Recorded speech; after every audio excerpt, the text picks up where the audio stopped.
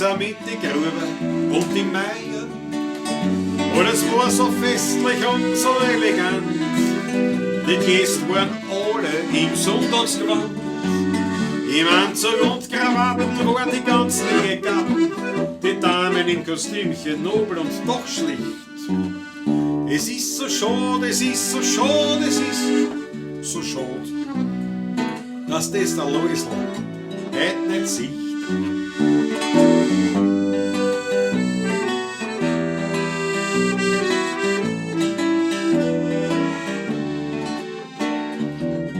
Am Anfang war die Stimmung noch ein bisschen flau, aber dann ist es Essen gekommen. Na und schau, kaum waren die Händeln und die Fleischlein und serviert, hat sich keiner mehr geniert. Oder so hat sich gestürzt auf die Schnitzel und den Erdäpfelsalat. Dass der Loisl nicht dabei war, ist wirklich schade.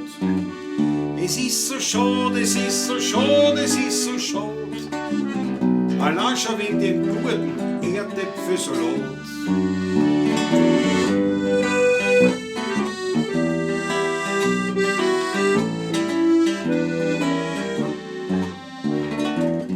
Dann trinken wir noch ein paar Schnapsel zum Verdauen. Die Achteln rennen, so schnell kann's gar nicht schauen.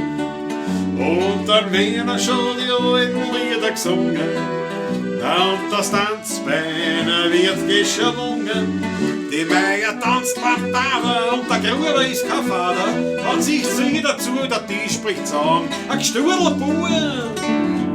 Es ist so schade, es ist so schade, es ist so schade.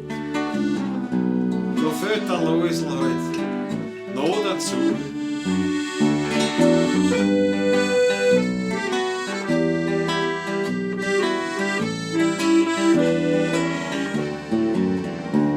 So ist dann gegangen bis in die Morgenstunden.